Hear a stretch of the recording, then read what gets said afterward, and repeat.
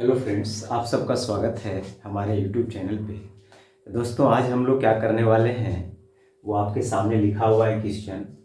ये एनसीईआरटी का question number 2 है, एक्सरसाइज 1.1 का। तो बड़ा ही ज़बरदस्त क्वेश्चन है। तो दोस्तों, इसका सॉल्यूशन हम लोग सीखने वाले हैं बिल्कुल शानदार तरीके से, ठीक है। और ये आर डी शर्मा का एक्सरसाइज पहला का जो है क्वेश्चन नंबर 3 है। तो आप कोई भी बुक से पढ़ें, क्वेश्चन तो यही देखेंगे। तो चलिए मेरे दोस्तों, समझते हैं सबसे पहले क्वेश्चन का मतलब क्या है। लिखा है so that any positive odd integer each of the form, यानी सो आपको करना है कि कोई पॉजिटिव ऑड इंटीजर है मेरे दोस्तों, तो वो या तो 6q+1 के फॉर्म में होगा, या 6q+3 के फॉर्म में होगा, या तो 6q+5 के फॉर्म में होगा। इसका मतलब ये नहीं है कि तीनों फॉर्म में होगा, तीनों में से कोई एक फॉर्म में 100% होगा। तो आइए इसे हम लोग समझते हैं कि कैसे होगा। जैसे आपसे मैं पूछूं कि जी पॉजिटिव इंटीजर क्या होता है बताइए। ऑड इंटीजर की मैं अगर बात करूं, पॉजिटिव ऑड इंटीजर की मैं बात करूं, तो दोस्तों हो जाएगा 1, 3, 5, 7, 9, 11, 13 ऐसो। तो कहने का मेरा मतलब है कि ये जो आप पॉजिटिव ऑड इंटीजर लिखे हो, ये हर हाल में वो उस फॉर्मेट में होना चाहिए। तो सबसे पहले मैं पहला इंटीजर को चेक करता हूं। अगर मैं 1 को लिखने की बात करूं, अगर मैं 1 को क्या करूं मेरे दोस्तों, अगर लिखने की बात करूं तो 1 में तो 6 से डिवाइड आएगा नहीं। अगर 6 से डिवाइड नहीं आएगा, 6 से डिवाइड नहीं आएगा मेरे दोस्तों, तो हम लोग करेंगे क्या, ये तो रिमाइंडर 1 बच जाएगा। रिमाइंडर 1 बच जाएगा। कैसे 1 बचेगा, अगर 0 टाइम्स हम लगाएंगे तो 6 × 0, ये 0 आ जाएगा। तो यहाँ से आ जाएगा रिमाइंडर 1। और 1 को लिखने का तरीका क्या बनेगा, 6 × 0+1। तो 6 × 0+1, और 0 क्या है, इंटीजर है। 0 क्या है, इंटीजर है। तो इसको हम लिख सकते हैं 6q+1। यहाँ तो बोल रहा है ना कि q जो है सम इंटीजर है, तो 0 अपने आप में इंटीजर है मेरे दोस्तों। तो 0 की जगह हम इंटीजर लिखने का काम करेंगे, वेरिएबल। तो ये 6q+1 के फॉर्म में आया। अगर मैं 3 को चेक करने की बात करूं, तो मैं 3 को क्या लिख सकता हूं, तो उसी प्रकार से 3 में 6 से डिवाइड नहीं जाएगा, तो हम लोग इसको लिख लेंगे 6 × 0 और +3। 6 × 0+3, यानी ये किस फॉर्म में है, तो आप कहेंगे सर 6q+3 के फॉर्म में है। अगर मैं 5 को लिखने की बात करूं तो 5 को कैसे लिखेंगे, तो 6 × 0+5, तो ये भी 6q+5 के फॉर्म में है।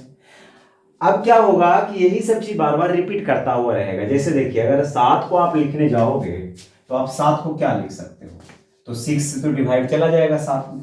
जैसे ही हम 6 से डिवाइड करेंगे 7 को, तो एक बार में लगाएंगे 6, घटाएंगे 1, और ये 7 को चेक करने का तरीका आपको पता है, 6 × 1+1 करेंगे। तो 6 × 1+1 करेंगे तो ये 6q+1 के फॉर्म में आ गया। ये तो 6q+1 के फॉर्म में आ गया। तो इसी प्रकार से आप कोई भी पॉजिटिव ऑड इंटीजर अगर लेते हैं, आप कोई भी पॉजिटिव ऑड इंटीजर लेते हैं मेरे दोस्तों, तो हर हाल में या तो वो 6q+1 के फॉर्म में होगा, या तो 6q+3 के फॉर्म में होगा, या तो 6q+5 के फॉर्म में होगा। और भी अगर शानदार तरीके से चेक करना है तो q का आप कुछ भी वैल्यू ले लो, सिर्फ पॉजिटिव लेना है, कुछ भी जो इच्छा करे बोल लीजिए, हर हाल में सबके सब ऑड इंटीजर आएगा। जैसे आप 1 रखोगे तो 6 और 1 7, जो कि ऑड इंटीजर है। अगर 2 रखोगे तो 6 दूना 12 और 3 15, जो कि ऑड इंटीजर है। अगर 5 रखोगे कहीं पर भी तो 6 × 5 30 और 1 31, जो कि ऑड इंटीजर है। अगर 10 रखोगे कहीं पर भी तो 6 × 2 = 60 और 5 65, जो कि ऑड इंटीजर है। तो आप समझ गए हैं कि किसी भी ऑड इंटीजर को हम या तो 6q+1 के फॉर्म में लिख सकते हैं, या तो 6q+3 के फॉर्म में लिख सकते हैं, या तो 6q+5 के फॉर्म में लिख सकते हैं। मतलब यही 3 में से कोई एक फॉर्म में हम हर हाल में किसी भी पॉजिटिव ऑड इंटीजर को लिख सकते हैं मेरे दोस्तों। तो आइए इसको हम लोग प्रूफ करके देखते हैं। आइए मेरे दोस्तों, अब हम लोग डायरेक्ट जो है सवाल पे आते हैं। करा so that any positive odd integer is of the form 6q+1 और 6q+3 और 6q+5। तो हम क्या करते हैं, कोई पॉजिटिव इंटीजर ऑड इंटीजर कुछ मान लेते हैं। जनरली हम लोग ए मानते हैं, तो मान लेते हैं ए। तो let A B any positive odd integer. ये बोल रहा था ऑड इंटीजर, तो हमने ए को मान लिया कि जी पॉजिटिव ऑड इंटीजर है। और डिवाइजर यहाँ 6 है। जैसे ही यहाँ पे आपको जो दिख जाए Q का कोफिशिएंट, वो डिवाइजर का काम करता है। आपको पता होगा यूक्लिड डिवीजन लेमा में कि अगर कोई नंबर ए है, उसको अगर हम b से डिवाइड करते हैं और इसका दो यूनिक इंटीजर Q और R, यानी Q कोसेंट आता है और R रिमाइंडर आता है, तो हम लोग a को लिखने का काम करते हैं BQ plus R, where R जो होगा 0 से बड़ा होगा या 0 के बराबर, बट B से क्या होगा मेरे दोस्तों, छोटा होगा। तो यहाँ जो भी चीज लगा हुआ रहता है वो डिवाइजर को शो करता है। मतलब ये डिवाइजर होता है, यानी इससे जो है भाग लगने वाला होता है, डिवाइजर होता है। तो यहाँ जैसे ही मैंने देखा कि B के जगह 6 लगा हुआ है, तो हम क्या कर लेते हैं, B को कुछ मान लेते हैं and B is equal to 6 मान लेते हैं। तो B के जगह हमने 6 मान लिया, इतना काम कर लिया।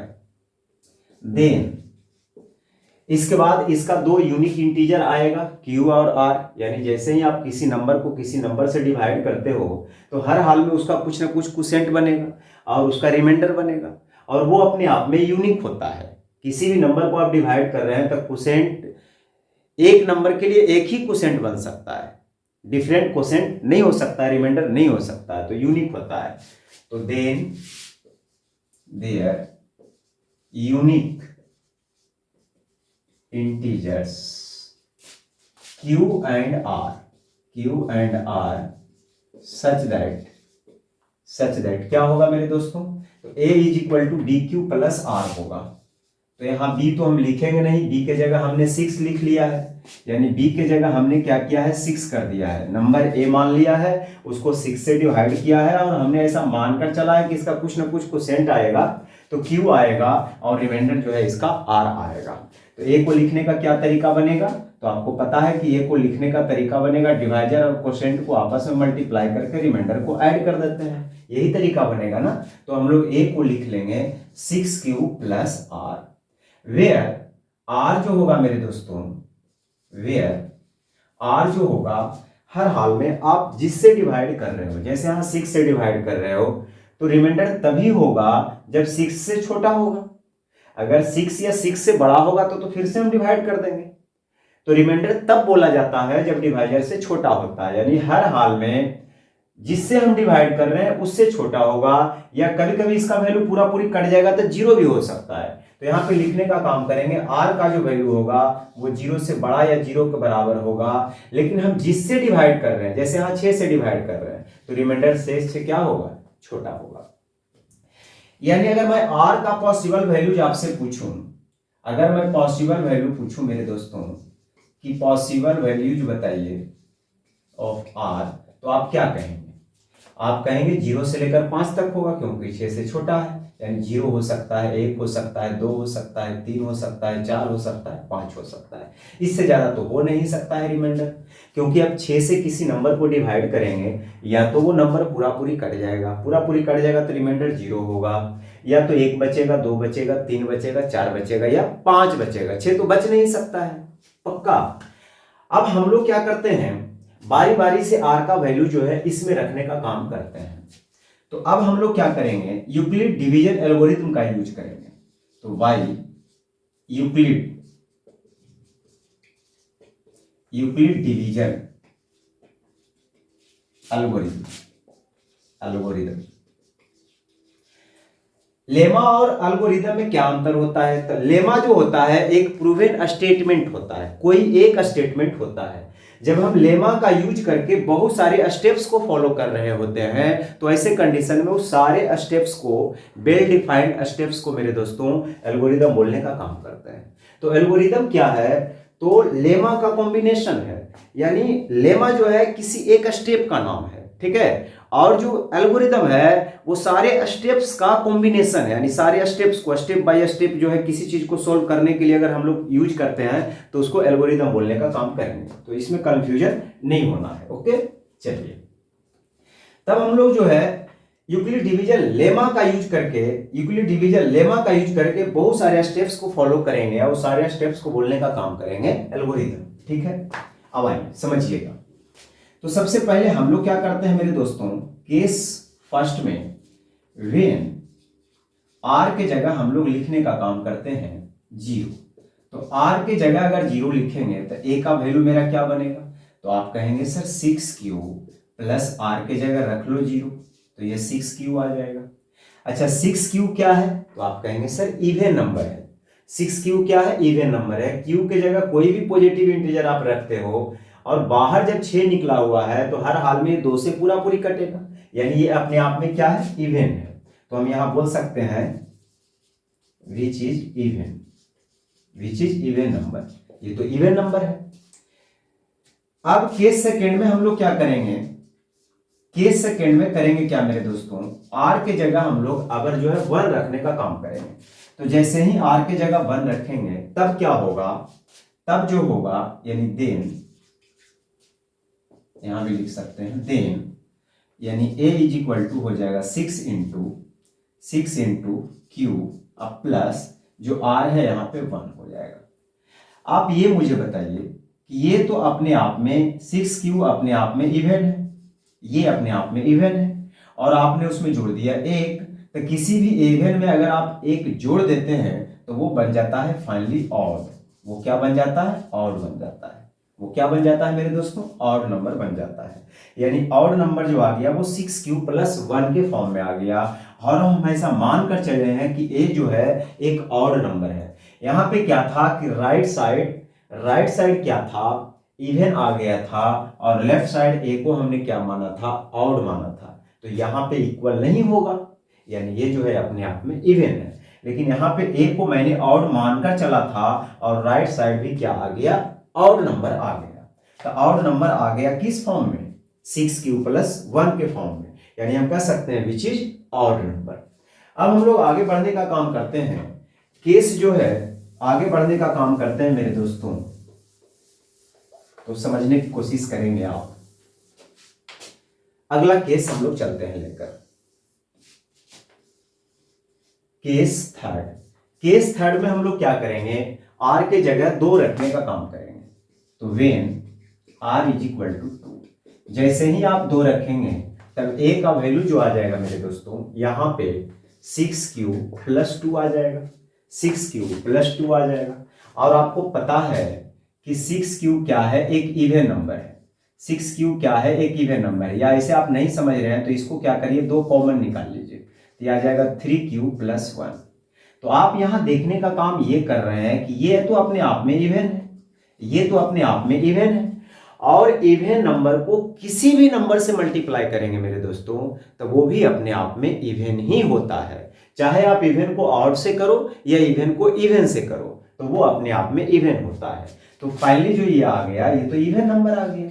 अब मुझे तो इवन नंबर लिखना नहीं है, मुझे तो ऑड नंबर लिखना है और मैंने ऐसा मानकर चला था कि ए जो है एक ऑड नंबर है, तो यहाँ तो इक्वल नहीं आ रहा है, यानी ए का वैल्यू जो है इसके बराबर नहीं आ रहा है। अगला केस जैसे ही हम लोग चलेंगे केस 4 में, तो अब क्या करेंगे, when R is equal to 3 रखने का काम करेंगे। तब जो हो जाएगा ए का वैल्यू 6Q प्लस 3 आ जाएगा।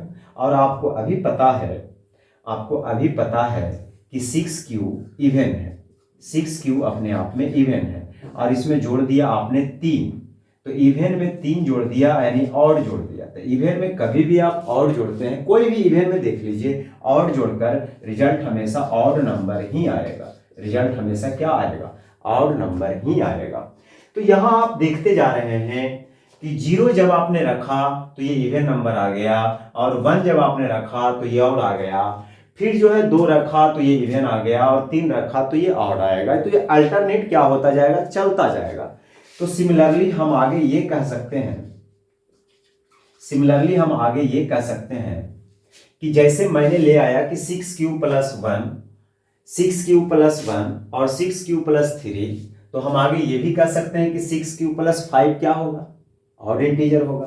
तो similarly 6 q plus 5 would be odd integer, odd integer और positive odd integer, positive odd integer, यहाँ लिख देता हूं positive odd integer, odd integer.